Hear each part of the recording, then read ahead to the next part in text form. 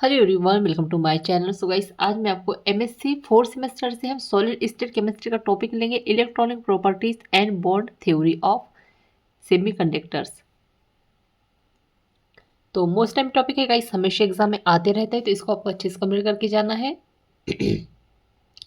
और चैनल पर नए हैं तो प्लीज़ चैनल को सब्सक्राइब कर दीजिएगा, बेल आइकन प्रेस कर दीजिएगा। और नोट्स परचेस करने के लिए आप मुझे व्हाट्सएप पे मैसेज कर सकते हैं, डिस्क्रिप्शन में व्हाट्सएप नंबर शेयर कर देंगे। चलिए देखते हैं। तो यहाँ पर देखिएगा, मैं यहाँ पे आपको जो बता रही हूँ वो है ये वाला टॉपिक, ठीक है, सेमीकंडक्टर्स। तो चलिए देखते हैं आगे।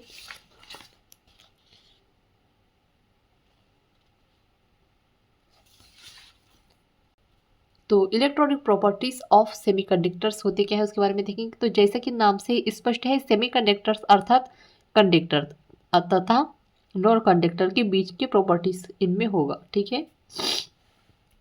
क्या कह रहे हैं इसमें, जो सेमीकंडक्टर है वो अर्थात कंडक्टर और जो नॉन कंडक्टर के बीच की जो प्रॉपर्टीज होगी उनके बीच में उनके बीच का ये एक पार्ट है, समझ लीजिए, ठीक है। आगे देखते हैं। तो कंडक्टर के पास कंडक्शन ऑफ करंट की पॉसिबिलिटी हाई होती है। उनके पास फ्री वैलेंस इलेक्ट्रॉन अधिक होते हैं, इनके इंटर एटॉमिक बैंड वीक होते हैं, ठीक है। क्या होता है, जो कंडक्टर होते हैं उनके पास पॉसिबिलिटी हाई होती है, इनके पास फ्री वैलेंस इलेक्ट्रॉन अधिक होते हैं। और जो इनर एटॉमिक बॉन्ड और जो ये होते हैं सेमीकंडक्टर्स, इनके पास इंटर एटॉमिक बॉन्ड वीक होते हैं। जबकि सेमीकंडक्टर्स के पास फ्री वैलेंस इलेक्ट्रॉन होल बहुत कम होते हैं, अर्थात यह प्योर कंडक्टर नहीं होते, ठीक है। मतलब कि क्या होते हैं, मतलब कि पूरे के पूरे कंडक्टर नहीं होते। इनको हीट करने पर बॉन्ड यानी कि इंटर एटॉमिक बॉन्ड स्ट्रक्चर टूटते हैं तथा कंडक्टर प्रॉपर्टीज बढ़ती है। तथा सेमीकंडक्टर्स के इलेक्ट्रॉनिक प्रॉपर्टीज को एक्सप्लेन करने के लिए बॉन्ड थ्योरी काफी कारगर साबित होती है, ठीक है। मतलब इसके लिए हमको क्या पढ़ने की जरूरत है, बॉन्ड थ्योरी। तो इसका टॉपिक मैं पहले ही अपलोड कर चुकी हूँ, तो आप चेक जरूर कीजिएगा। आगे देखते हैं। तो आगे देखेंगे, अकॉर्डिंग टू बैंड थ्योरी, तो मेटेलिक एटम के बीच में आपस में बॉन्डिंग को बॉन्ड्स के रूप में बताया जा सकता है। बॉन्ड थ्योरी के अनुसार अर्धचालक वास्तव में परम शून्य पर इंसुलेटर के रूप में कार्य कर सकते हैं। इस तापमान के बाद और ठोस के पिघलने से नीचे धातु अर्धचालक के रूप में कार्य करेगी। सेमीकंडक्टर्स को पूर्ण रूप से व्याप्त वैलेंस बैंड और खाली कंडक्टर्स बैंड द्वारा वर्गीकृत किया जाता है। आगे देखते हैं टाइप ऑफ सेमीकंडक्टर। तो सेमीकंडक्टर्स दो प्रकार के होते हैं। तो पहला है इंट्रिंसिक सेमीकंडक्टर यानी आंतरिक अर्धचालक। आगे देखते हैं। तो फर्स्ट है इंट्रिंसिक सेमीकंडक्टर। यह एक शुद्ध अर्धचालक है जिसकी विशेषताएं पूरी तरह से पदार्थ द्वारा ही निर्धारित होती है। इस मामले में चालन बैंड के इलेक्ट्रॉन्स की संख्या वैलेंस बॉन्ड में छिद्रों की संख्या से बराबर होती है। इस सेमीकंडक्टर्स को आई प्रकार भी कहा जाता है, ठीक है। और दूसरा है एक्सट्रिंसिक सेमीकंडक्टर। यह अशुद्ध अर्धचालक है जिनमें चालकता बढ़ाने के लिए ड्रॉप यानी डोपेट किया गया है। आगे देखेंगे तो काफी अच्छे समझ में आ जाएगा। बाह्य चालकों को दो प्रकार में वर्गीकृत किया जाता है, तो पी टाइप और एन टाइप वैलेंस बॉन्ड के इलेक्ट्रॉन को खींचने के लिए एक डोपेट परमाणु को जाली में पेश किया जाता है। इस प्रकार को स्वीकृति के रूप में जाना जाता है। आगे देखते हैं। जैसे जैसे जाली में अतिरिक्त स्वीकर्ता जोड़े जाते हैं, छिद्रों की संख्या ऋणात्मक आवेश वाहकों की संख्या से अधिक होने लगती, जिसके परिणाम स्वरूप एक पी प्रकार यानी धनात्मक प्रकार सेमीकंडक्टर बनता है।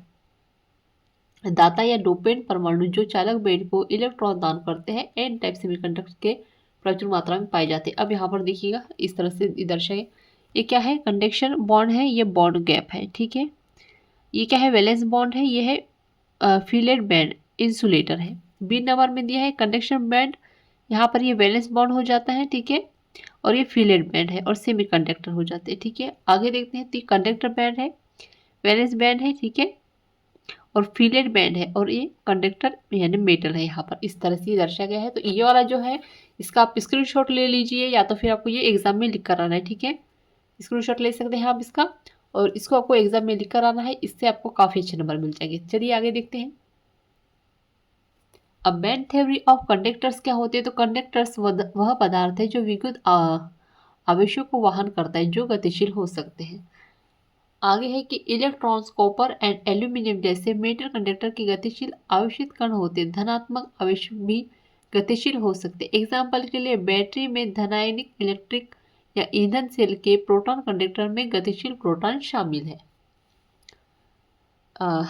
आगे है इंसुलेशन सामग्री गैर चालक सामग्री होती है जिसमें छोटी संख्या में गतिशील आवेश होते जो केवल कुछ विद्युत धाराओं को ही संप्रेषित करते हैं। आगे है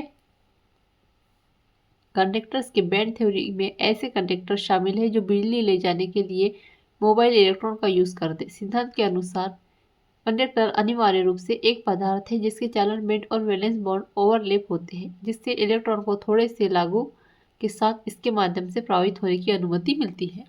आगे देखते हैं। अब है बैंड थ्योरी ऑफ इंसुलेटर्स। तो कंडक्शन बैंड और वैलेंस बॉन्ड के बीच जो बैंड गैप ऊर्जा निषिद्ध ऊर्जा अंतराल अपेक्षाकृत बड़ा है। यही कारक है कि ऐसे यौगिक में कोई चालन नहीं होता है। अब इंसुलेटिंग मटेरियल के मामले में वैलेंस बैंड और कंडक्टर बैंड के बीच एक महत्वपूर्ण निषिद्ध अंतर मौजूद होता है। अस रिजल्ट ऐसी सामग्री को इंसुलेटर कहा जाता है क्योंकि वे बिजली नहीं ले जा सकते हैं। इसलिए क्या है, इंसुलेटर कहा जाता है इनको। ठीक है। अब इंसुलेटर में कंडक्शन और वैलेंस बॉन्ड के बीच निषिद्ध ऊर्जा अंतराल काफी बड़ा है, लगभग 7 EVI। यानी हीरा एक ऐसा इंसुलेटर है जिसका निषिद्ध ऊर्जा अंतराल लगभग 6 EV है। ये पदार्थ केवल अत्यधिक उच्च तापमान पर या उच्च वोल्टेज के संपर्क में आने पर ही कंडक्शन कर सकते हैं। ठीक है। आगे देखते हैं। तो थ्योरी टर्म्स। तो बोहर के सिद्धांत के अनुसार प्रत्येक परमाणु के कोश और उपकोशों में ऊर्जा की एक निश्चित मात्रा होती है।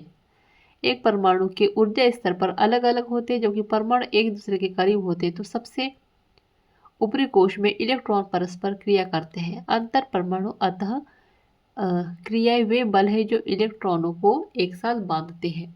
आगे देखेंगे यहाँ पर। तो हम पढ़ रहे हैं अभी द वैलेंस बैंड।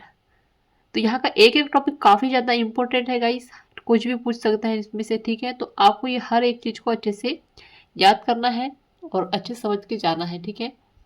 आगे देखेंगे। तो परम शून्य तापमान पर ठोस में अनेक ऊर्जा श्रेणियां मौजूद होती है तथा ऊर्जा की उच्चतम श्रेणी द्वारा निर्मित बैंड को वैलेंस बॉन्ड के रूप में जाना जाता है। इस बैंड में वैलेंस इलेक्ट्रॉन प्रचुर मात्रा में होते हैं जो फर्मी स्तर के नीचे होता है। वैलेंस बॉन्ड इलेक्ट्रॉन में चालन बैंड इलेक्ट्रॉनों की तुलना में कम ऊर्जा होती है। एक बैंड से दूसरे बैंड में इलेक्ट्रॉन को ले जाने की क्षमता एक ठोस की विद्युत चालकता निर्धारित करती है। जब ठोस बनाने के लिए परमाणुओं को एक दूसरे के ढकेला जाता है तो क्वांटम यांत्रिक बल असतत ऊर्जा स्तरों को बाधित करता है। विशेष परमाणु के सतह में कई इलेक्ट्रॉन ठोस में स्तरों को एक बैंड पर कब्जा कर लेते हैं। बैंड मूल्य की इस सीमा को संदर्भित करता है। इससे बाहरी शेल में इलेक्ट्रॉन इस बॉन्ड का निर्माण करते हैं। अब है फॉरबिडन बैंड। तो द फॉरबिडन बैंड फॉर्म स्तर ऊर्जा स्तर फॉरबिडन पावर गैप का दूसरा नाम है। ठीक है। फर्मी ऊर्जा स्तर फॉरबिडन क्या है, पावर गैप का दूसरा नाम है। ऊर्जा के परिमाणीकरण के कारण इस विद्युत ऊर्जा सीमा के कोई इलेक्ट्रॉन अवस्था मौजूद नहीं होती। फॉरबिडन पावर बॉन्ड, जिसे फॉरबिडन गैप के रूप में भी जाना जाता है, चालन और संयोजकता बैंड को अलग करके बनाया जाता है। आगे देखते हैं। तो ठोस पदार्थों में इलेक्ट्रॉन फॉरबिडन गैप में नहीं रहते क्योंकि इसमें कोई ऊर्जा अवस्था नहीं होती। फॉरबिडन गैप का उपयोग करके हम प्राथमिक कारक यानी पदार्थ की विद्युत चालकता की गणना कर सकते हैं। तो यहाँ पे जो है हमारा टॉपिक एंड होता है। सो आई होप आपको अच्छे समझ में आ गया होगा। सो प्लीज़ चैनल को सब्सक्राइब कर दीजिएगा, बेल आइकन प्रेस कर दीजिएगा, कमेंट में ज़रूर बताइएगा आपको नोट्स कैसे लगे। और MSc केमिस्ट्री और सेमेस्टर के नोट्स परचेस करने के लिए आप मुझे व्हाट्सएप पे मैसेज कर सकते हैं। डिस्क्रिप्शन पे व्हाट्सएप नंबर शेयर कर दूँगी। Thank you.